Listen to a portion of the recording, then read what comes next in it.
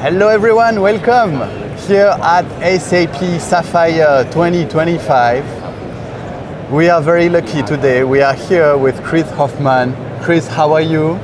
I'm doing great. I'm enjoying Sapphire. I hope you too. Definitely.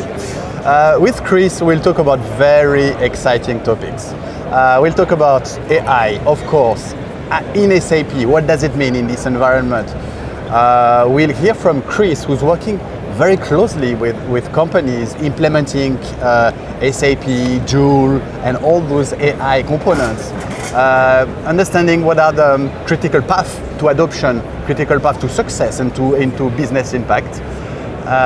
Chris, can you just introduce yourself for a few seconds? Absolutely happy to do so. So my name is Christian Hoffmann. Thanks for having me.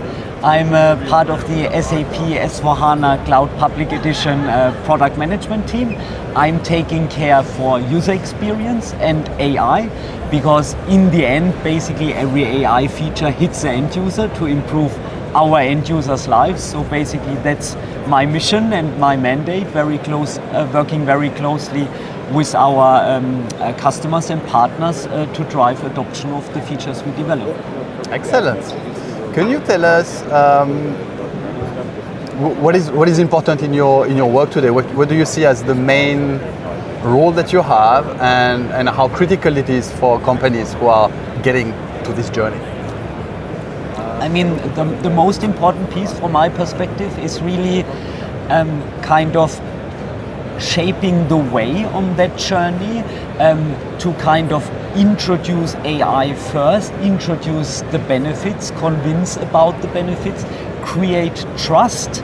I would assume you all have used any AI capability already in your daily life, and at first you're a bit conservative, a bit hesitant. Will that work out? Will it work out in the right way? That's the same when we introduce AI into our business processes. So trust is the main thing. And then once we have built that trust, that the features work, that the features deliver the results, then basically we can start, or our customers can start growing the usage, growing the adoption, and enhancing the features over further processes. Okay, you talked about companies understanding the benefits they can get from this. What are those benefits? Can you give an example of? Absolutely happy to. So a very nice example which I recently had is we visited a customer, and their way of working is they have one key user for that area, and whenever a person has a kind of a problem or a question, they do it like, "Hey Sandra, I have a problem, can you help me?" And basically then literally Sandra comes and Sandra helps to solve the problem. And we introduced Joule to that customer. And basically Joule has now the function of Sandra. So basically the end users can ask our generative co-pilot Joule, for example, how can I create a sales order from a PDF that I received from a customer? Then you get an explanation how that can be done, and then you can even further deep dive and ask, how can I navigate there? How can I use that?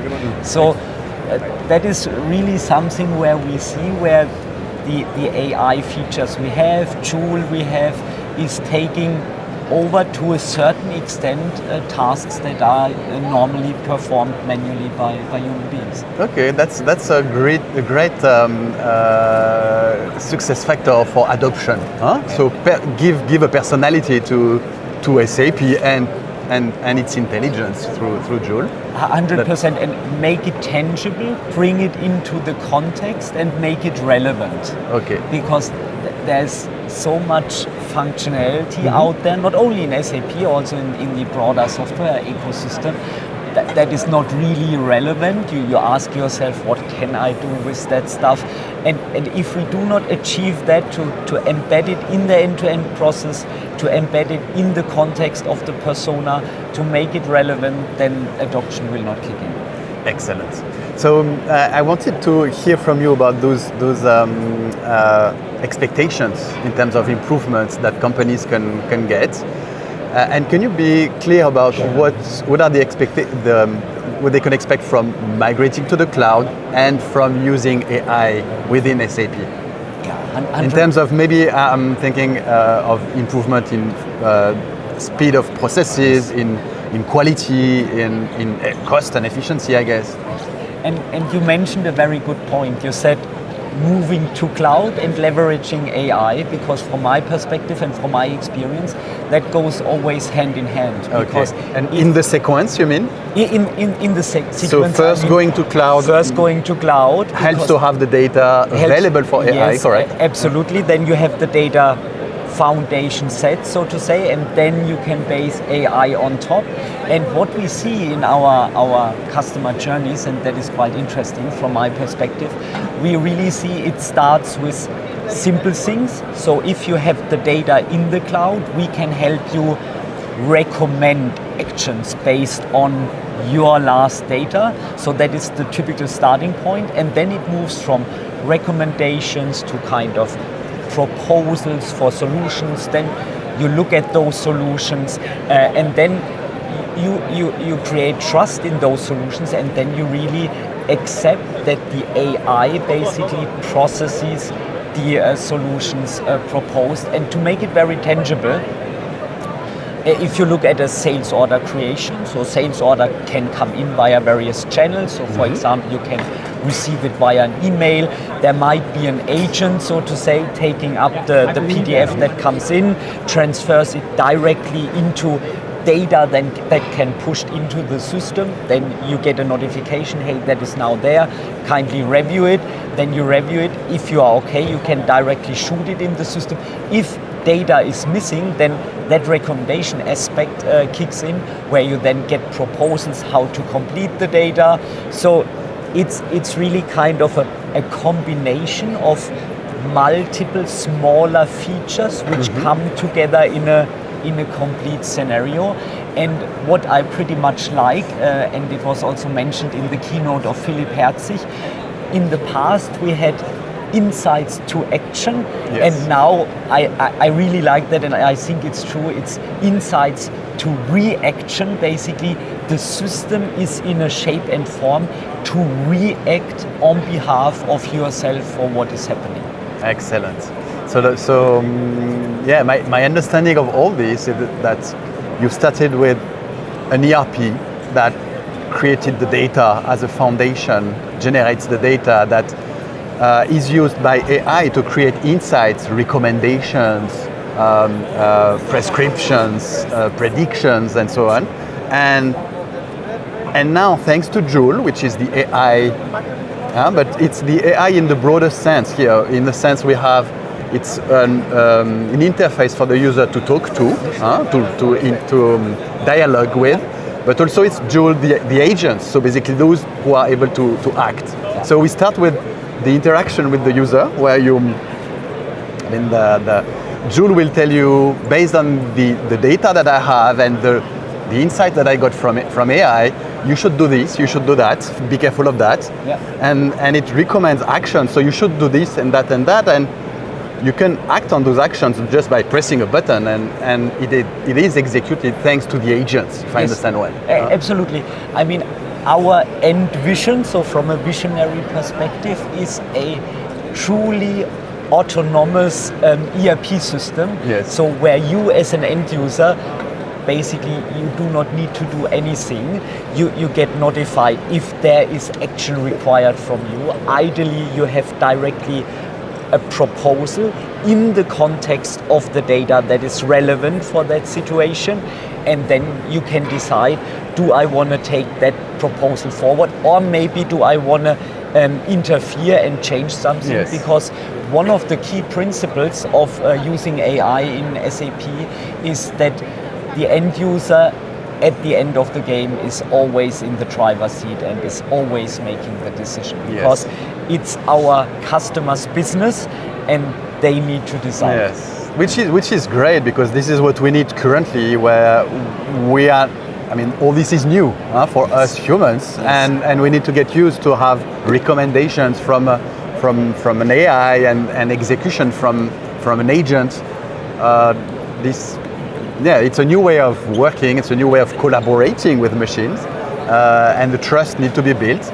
But my question to you is, if we push this further, where we receive recommendations from AI and we need to act on those recommendations, are we getting to a point where someday we will get too many recommendations and it's going to be difficult for us to manage? We will become the bottleneck because we will need to act on those recommendations. Yeah, but I think already today we are in a shape and form that we can kind of really contextualize and kind of distribute the tasks in a way that you are not overloaded. Yes. So I would say that is already there today. Okay, and maybe some of those decisions. I mean, it's many decisions that that are recommended or proposed to us. Some of them can be automated right away because those are small decisions that we know are good. I mean, like they are safe. And some of them are more strategic, and we want to take them and really deep dive on them before accepting them. Exactly, and that is also what I kind of envision while we are moving forward, that at a certain point in time the system is able to really understand how did the user manage certain situations in the past and decide based on that. So that is also... It's about learning from the past decisions. Exactly. And especially the way people have made those decisions, so that those decisions can be accelerated and probably automated in the future. 100%. I mean, love it. We have it already in a, I would say, not so sophisticated form in the system. Maybe not yet. But we have the basics already there, and we are building on that in order to exactly achieve what you mentioned. So a completely autonomous flow with proposed actions where needed. Excellent. I love it. So now we've talked about what it is and how it can work and how it can help. What are the benefits that companies can grab from that, and what is your recommended path to go there? Okay, so from a benefits perspective, I touched base already in the sales order processing. So if you really sync that process end to end, sales order kind of request comes in until it's in the system, we envision that we have seen that also, that we can save up to 50% of end users' time, which get freed up. Two options for companies: either they can add more tasks or reduce human labor. It always depends on how companies want to manage that. And so this is from the adoption of AI, or adoption of AI. So purely only the fact of bringing AI into the end-to-end process is around 50%. So it's a part of automation and augmentation. Absolutely, and it gets more relevant where you have more kind of repetitive human labor, especially from a kind of reviewing and controlling perspective. So, I mean, shared service centers, I would say you can automate to up to 80%. Support functions, 80%. Support functions, for example, 100%. But I'm sure in terms of use cases, I'm sure in marketing we have a lot as well, in sales, in marketing, in supply chain. I mean, the main use cases from my perspective is kind of creation of data and prediction of data. Okay. While creation of data can be kind of more really autonomous from my perspective, because you can develop criteria to decide when is the data okay and I can take it forward. When we come to prediction, I mean, it's more like you make proposals that need to be reviewed, because in the end, whatever you predict, be it kind of sales or be it financials, I mean, you want to be in control of that, right? Yes, excellent. What gets you excited currently in what you're doing and what you're working in? I mean, what gets me most excited is actually when we really have kind of customers who share their feedback, who share how they are working with the features, the AI capabilities we have developed, and when we really see that the value we have envisioned, because I mean it's a bet, right? So we bet that there will be a kind of a efficiency game or something when that really kicks in, that keeps me motivated. Excellent. Hey, we've talked about the benefits those companies can get. We've talked about what it is, in applications and use cases, how to use it. Now, what are your recommendations for companies who want to implement those technologies? What are the critical success factors, maybe first, and then what is the path? If there could be a recipe to get there, what would it be? I mean, from my perspective, the most important thing is because AI will definitely impact how people work, how end users work. So you need to make your end users part of the journey. So definitely it needs to be a kind of a top-down decision. We want to go for AI and we want to go on the journey. Yes. But make the business, make the end users part of it. And my recommendation is always start small. Pick one or two use cases, one or two features, try those out, bring them in, get the feedback, ensure that there is value and adoption, and then grow from there. So what I definitely would not recommend is kind of like a big bang. We do now AI in sales, in procurement, in supply chain. That would be definitely not my recommendation. I love it. So buy-in from everyone in the company, but also buy-in from and vision from management. Yes. And start small and scale fast, I would say. Yes. So start with us. Do it in a modular way, so that you prove it, and you gain momentum. Create the appetite, and then the rest will come automatically. Excellent. So these are the two I would say, or three critical success factors. Any other ones that you have in mind? Yeah, I would say those are the most important. Those are the main ones. And from a buying center perspective, I mean, you do not do AI just for the sake of it.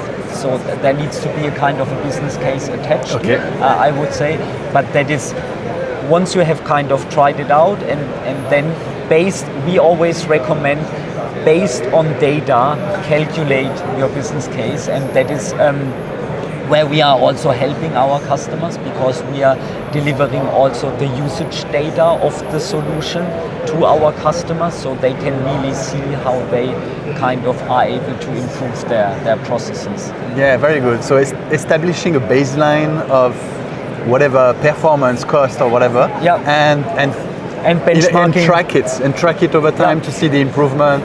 And having from the start a view of where those metrics will land, so that you can understand what is your return on investment. Yes, correct. Yeah, absolutely. Nice.